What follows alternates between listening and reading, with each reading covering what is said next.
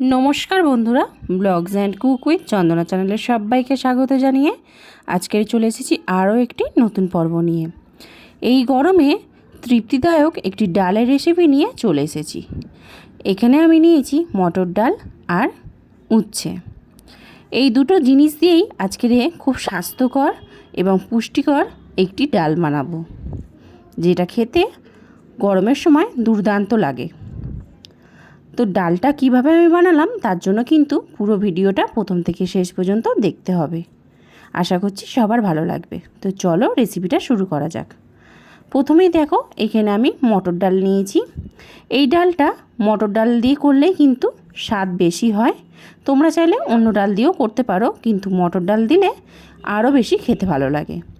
প্রথমে আমি ডালটাকে খুব ভালো করে 3-4 বার জল পাল্টিয়ে খুব ভালো করে আমি ধুয়ে নেব।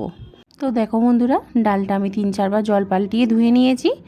এবার আমি প্রেসার কুকারে দিয়ে ভালো করে সেদ্ধ করে নেব। এই ডালটা বানাতে কিন্তু বেশি কিছু উপকরণ লাগেই না, অথচ খেতে কিন্তু খুব ভালো লাগে। বিশেষ করে গরমের সময় আমরা একটু টক আর তেতো খেতে কিন্তু ভীষণ ভালোবাসি। আর এই সময়টা কিন্তু অত্যন্ত দরকার যে একটু তেতো আর টক খাওয়াটা স্বাস্থ্যের জন্য।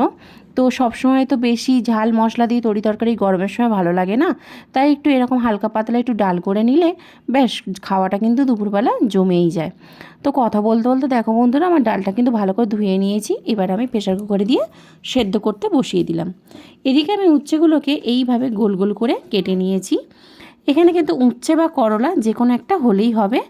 আমি উচ্ছেটা কেটে নিয়ে ভালো করে পরিমাণ মতো লবণ আর হলুদ গুঁড়ো দিয়ে ভালো করে মাখিয়ে রেখে দেবো।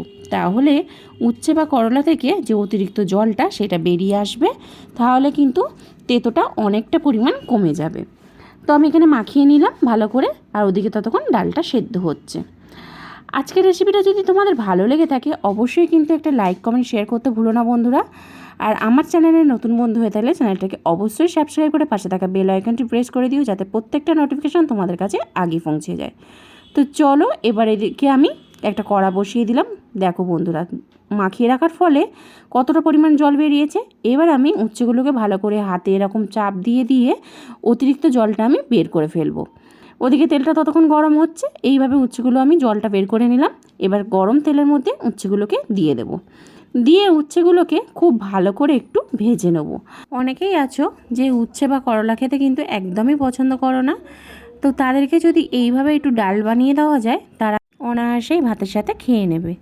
আর এদিকে দেখো বন্ধুরা, আমার ডাল সেদ্ধটা হয়ে গিয়েছে। এবার ডালের মধ্যে আমি দিয়ে দেবো পরিমাণ মতো লবণ আর একটু হলুদ গুঁড়ো দিয়ে খুব ভালো করে ডালটাকে নাড়াচাড়া দিয়ে ঘেঁটে রেখে দেবো। এদিকে ডাল ঘাঁটতে ঘাঁটতে আমার কিন্তু ওদিকে অনেকটা পরিমাণে উচ্ছেটা ভাজা হয়ে গিয়েছে। দেখো বন্ধুরা, উচ্ছেটা প্রায় ভাজা হয়েই এসেছে। এবার আমি উচ্ছেগুলোকে তুলে নিলাম না, তোমরা চাইলে তুলে রাখতে পারো। আমি উচ্ছেগুলোকে একটু খুন্তির সাহায্যে কড়ার এক সাইড করে দিলাম, তেলটা আলাদা রাখলাম আর উচ্ছেগুলোকে আলাদা সরিয়ে দিলাম।